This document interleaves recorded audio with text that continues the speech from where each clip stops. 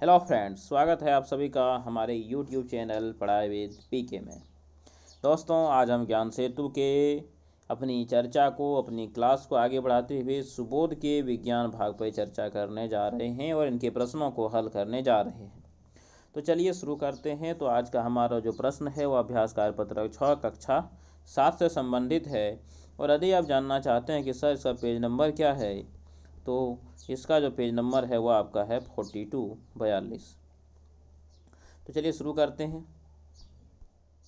तो आप पहला सवाल देखिए, पहला सवाल क्या बोल रहा है। तो पहले सवाल में दिया गया है निम्नलिखित में से सही विकल्प कोष्ठक में लिखिए। आपको देखिए यहाँ पे खाली जगह दिए गए हैं। आपको इस खाली जगह में आपके अ ब स द में जो सही है वो आपको वहाँ पे लिखने हैं। तो चलिए एक एक करके पढ़ते हैं। पहला सवाल दिया गया है कि निम्नलिखित में से भौतिक परिवर्तन का उदाहरण है।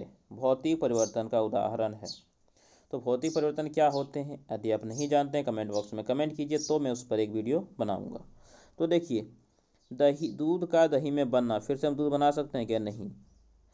भोजन का पच जाना, पचने के बाद क्या भोजन को फिर से पुनः प्राप्त कर सकते हैं? नहीं। कागज को टुकड़े में फाड़ना, कागज को टुकड़े फाड़े फिर वो क्या रहा? कागज ही रहा। तो इस तरह से आपका सही आंसर क्या हो गया? तो सही आंसर हो गया ब। तो यहाँ पे हमें लिखना है ब। तो चलिए अगले सवाल को देख लिया जाए। अगला सवाल आपको दिख रहा होगा, लोहे में जंग लगना किस प्रकार का परिवर्तन है? क्या यह भौतिक परिवर्तन है, रासायनिक है, दोनों है, कोई नहीं है? तो देखिए, लोहे में जो जंग लगना है वो आपका क्या है? वो आपका रासायनिक परिवर्तन है। लोहे में जंग लगना कैसा परिवर्तन है? तो वह आपका रासायनिक परिवर्तन है। तो इसका भी जो सही आंसर होगा वो आपका हो जाएगा ब। चलिए अगले देखते हैं। अगला दिया गया है निम्नलिखित में से रासायनिक परिवर्तन का उदाहरण है। निम्नलिखित में से रासायनिक परिवर्तन का उदाहरण है, क्या है इसका उदाहरण देखते हैं। बर्फ का पिघलना, तो बर्फ पिघल गया, फिर से हम बर्फ बना सकते हैं। कागज का जलना, तो फिर हम कागज नहीं बना सकते। दूध का दही बनना, पुनः दूध नहीं बना सकते। मतलब ब और स दोनों हैं। तो इसका सही आंसर क्या हो जाएगा? 2 नंबर, क्योंकि 2 नंबर में ब और स दोनों दिए गए हैं। चलिए अगला देखते हैं। अगला दिया गया है लोहे पर जिंक धातु की परत चढ़ाने का प्रक्रम है। इसे क्या कहते हैं? क्रिस्टलीकरण कहते हैं, उदासीनीकरण कहते हैं, या संलेपन कहते हैं, जंग लगना कहते हैं? क्या कहते हैं? तो धातु पर जिंक की परत चढ़ाना को हम लोग कहते हैं या संलेपन। तो इस तरह से आपका जो सही आंसर हो जाएगा वो हो जाएगा स। चलिए अगला देखते हैं। अगला जो सवाल दिया है वो आपको दिख रहा होगा। सवाल है कि लोहे में कार्बन, क्रोमियम, निकेल तथा मैग्नीज धातुओं को मिलाकर बनने वाला पदार्थ है। यह पदार्थ क्या होता है? जस्ता होता है, पीतल होता है, तांबा होता है? नहीं, यह पदार्थ जो होता है वो आपका स्टील होता है। इसलिए इसका सही आंसर क्या हो जाएगा? ऑप्शन नंबर स हो जाएगा इसका सही आंसर। तो ये हो गया इसका सही आंसर। तो चलिए आगे बढ़ते हैं। आगे देखिए, आपको सवाल दिए गए हैं। अब सवाल को पढ़िए, क्या दिए गए हैं। आपके विद्यालय में लगे लोहे की खिड़की पर जंग लगा हुआ है। जंग से बचने के लिए आप क्या करेंगे? तो देखिए, जंग से बचने के लिए क्या करेंगे? लोहे को पेंट कर देंगे। क्या करेंगे? तो खिड़की के लोहे को पेंट करेंगे। तो लिखेंगे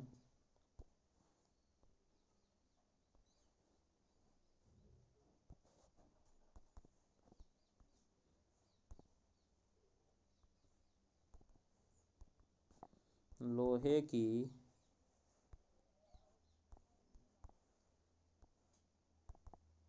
खिड़की को पेंट करेंगे। यदि आप लोहे की खिड़की को पेंट करते हैं उसमें जो है आपका जंग लगा, वो जंग लगेगा क्या? तो बोलिएगा सर जंग नहीं लगेगा।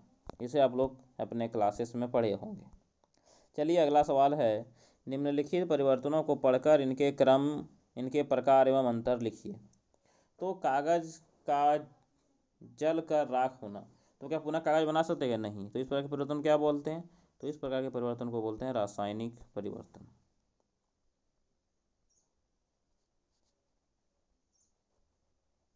तो यह आपके हो गए रासायनिक परिवर्तन। चलिए अगला पढ़ते हैं। अगला दिया गया है सूती के कपड़े को फाड़कर छोटे छोटे टुकड़े करना। तो सूती कपड़े को फाड़कर छोटे छोटे टुकड़े करना किस प्रकार का, देखिए कपड़ा फाड़ देंगे फिर भी अभी क्या है, अभी वह कपड़ा ही है, कपड़ा से बदल गया कोई चीज़ क्या नहीं। तो क्या रखेंगे, ये क्या हो जाएंगे आपके, तो ये आपके हो जाएंगे भौतिक परिवर्तन।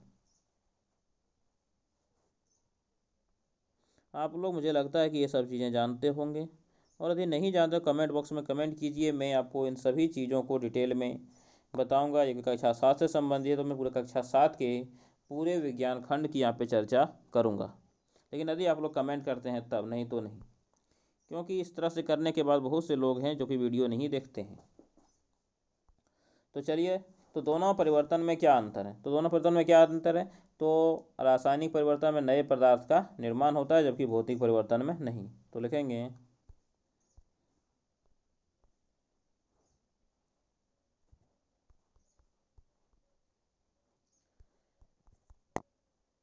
रासायनिक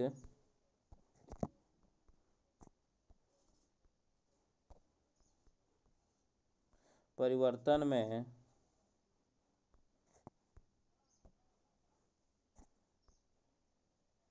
नए पदार्थ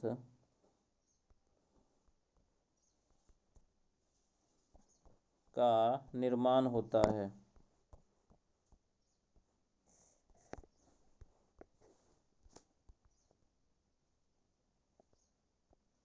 जबकि भौतिक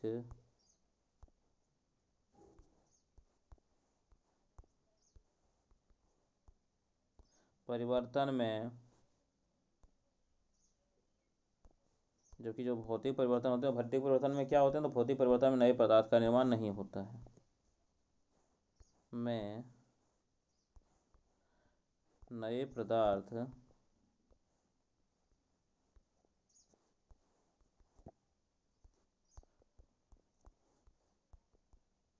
निर्माण नहीं होता है। तो यही आपको लिखना है कि रासायनिक परिवर्तन में नए पदार्थ का निर्माण होता है जबकि भौतिक परिवर्तन में नए पदार्थ का निर्माण नहीं होता। आप देख सकते हैं कि मैंने यहाँ पे इसे लिख दिया है, आप इसे नोट कर सकते हैं।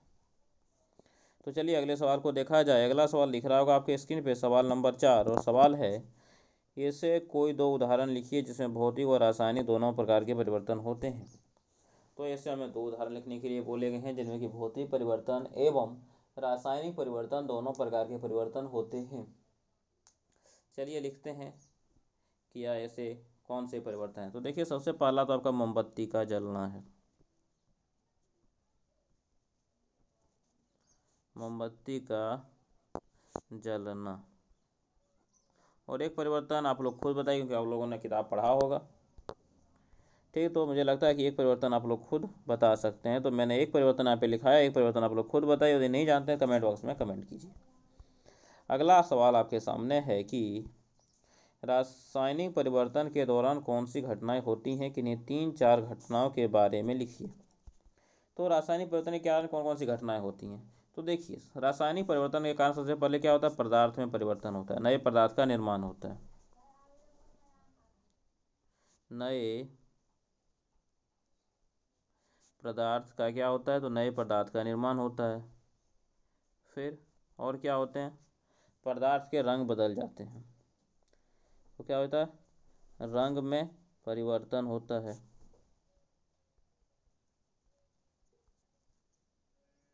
और उनके जो उबलने का टेम्परेचर होता है वो बदल जाता है, मतलब कि उसके क्वथनांक में परिवर्तन होता है।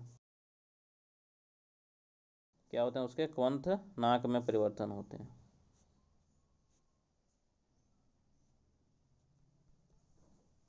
क्वथनांक में परिवर्तन, उसके आगे यदि आप पूछा तो क्या होते हैं, तो उनकी जो है गलनांक, वो गलनांक बदल जाते हैं,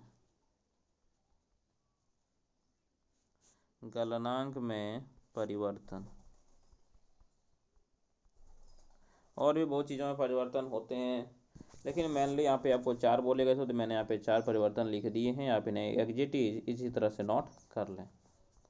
तो चलिए बढ़ते हैं अपने अगले सवाल पे। तो देखिए अगला सवाल नहीं, मेरा यह पेज 42 यहीं पे समाप्त होता है। फिर हम अगला पेज 43 देखेंगे।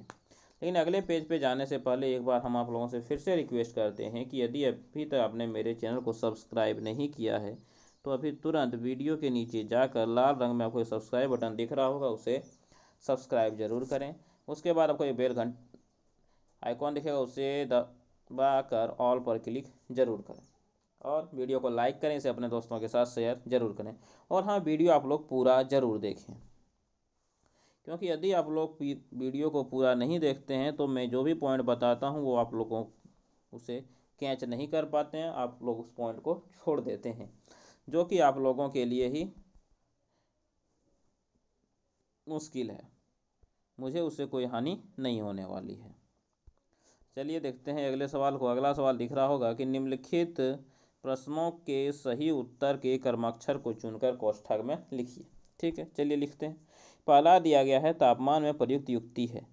ताप मापन में कौन सी युक्ति का प्रयोग किया जाता है? हाइग्रोमीटर का, बैरोमीटर का, कोई नहीं, या थर्मामीटर का? थर्मामीटर का प्रयोग किया जाता है। तो इसका सही आंसर क्या हो जाएगा? तो सही आंसर हो जाएगा ऑप्शन नंबर आ। चलिए अगले सवाल को देखते हैं।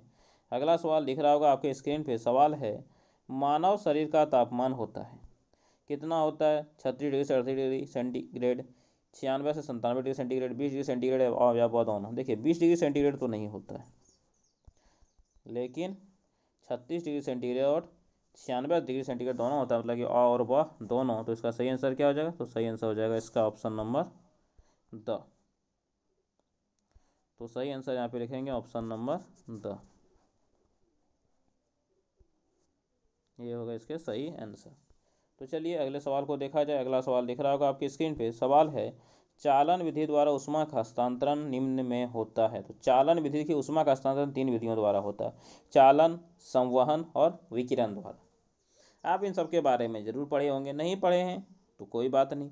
यदि आप पढ़ना चाहते हैं, आपको रुचि है, आप चाहते हैं कि आप आगे चलकर कुछ अच्छा करें, कुछ बने, तो आप इसे ज़रूर पढ़ेंगे और इसे पढ़ने के लिए आप कमेंट बॉक्स में कमेंट कीजिएगा।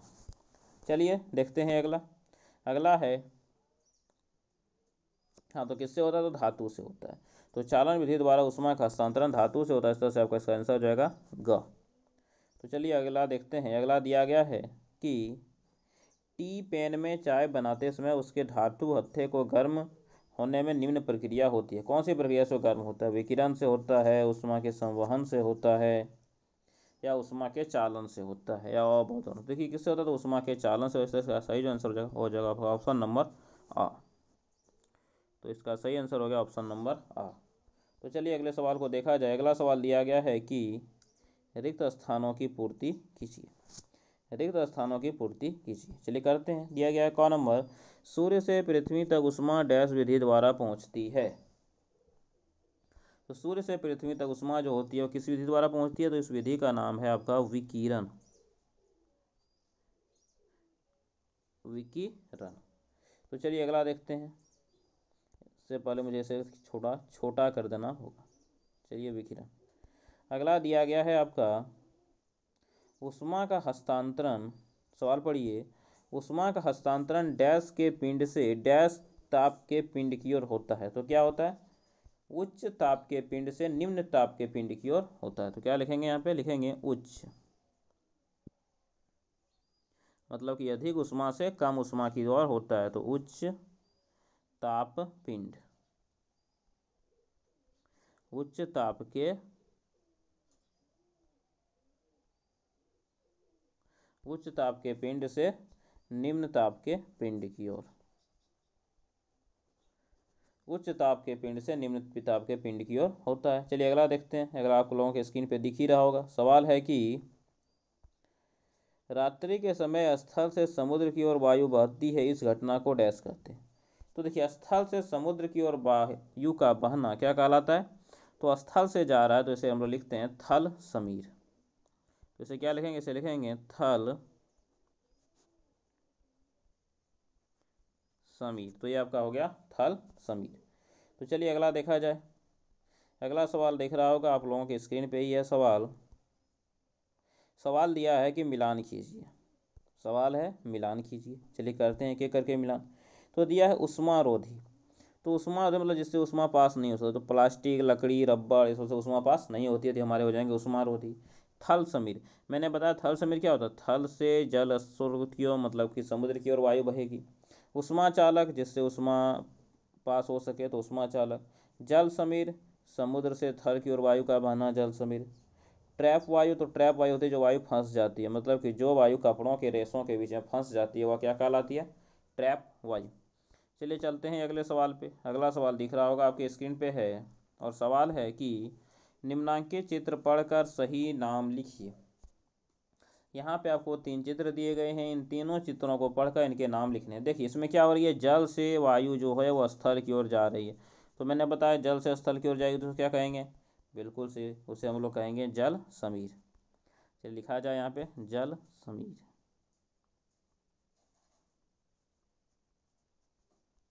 तो ये आपके हो गए जल समीर। तो चलिए अगला हम देखते हैं। देखिए अब अगला जब डायग्राम देखिए क्या है, ये थर्मामीटर का है। क्या है, थर्मामीटर। यहाँ पे दिख रहा है क्या, यहाँ पे लिखेंगे, थर्मामीटर।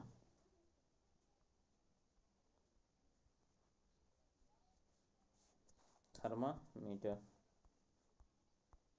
अगला देखिए यहाँ पे क्या हो रहा है, थल से आ रहा है जल की ओर। देख रहे होंगे थल से किधर आ रहा है, जल की। और तो इसे क्या बोलेंगे, बिल्कुल से इसे बोलेंगे थल समीर।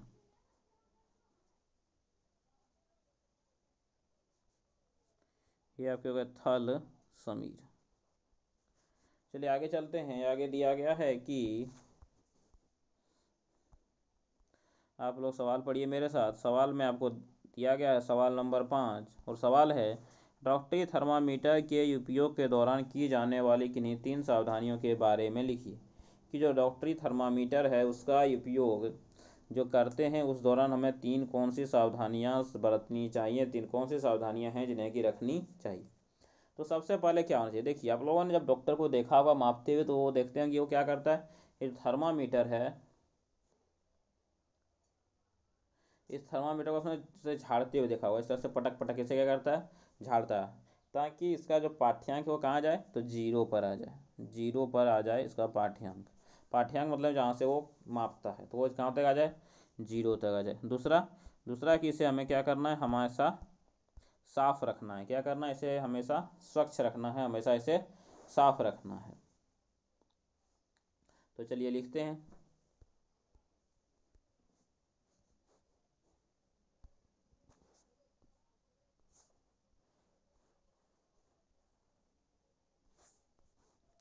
तो क्या होना चाहिए, थर्मामीटर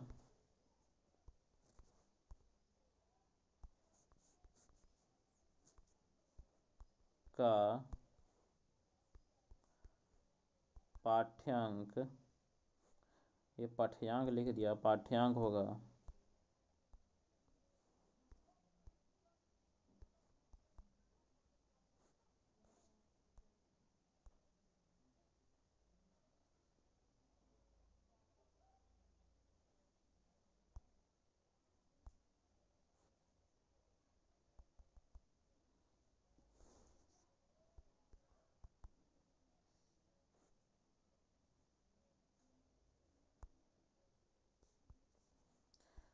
तो थर्मामीटर का पाठ्यांक जीरो होना चाहिए। तो पहला क्या, पहला ये बताने के बाद थर्मामीटर का पाठ्यांक जीरो होना चाहिए। फिर दूसरा, उपयोग करने से पहले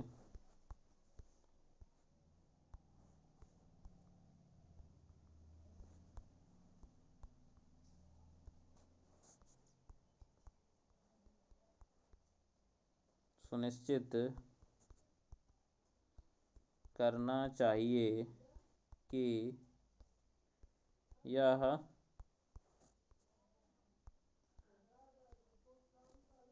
पूरी तरह साफ हो।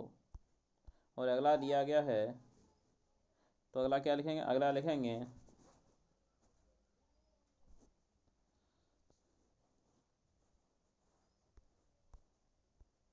ताप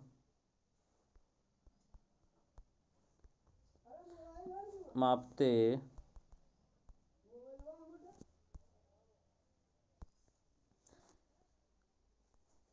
तो क्या लिखेंगे, ताप को मापते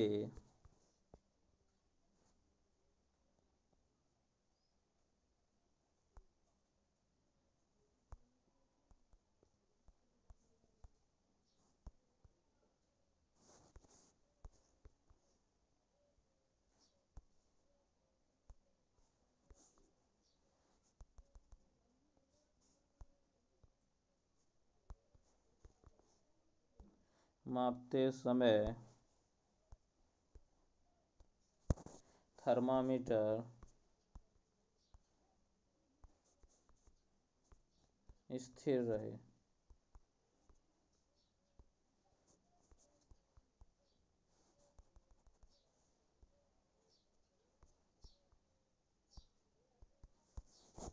तो चलिए 3 पॉइंट बोले गए थे, 3 पॉइंट देखिए मैंने यहाँ पे लिख दिए हैं। आपको इसी तरह से आपको तीनों पॉइंट को लिख लेना है।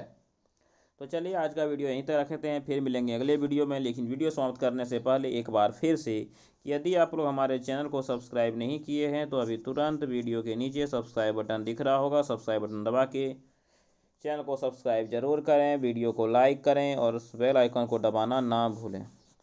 तो चलिए मिलेंगे अपने अगले वीडियो में, तब तक के लिए धन्यवाद। जय हिंद, वंदे मातरम।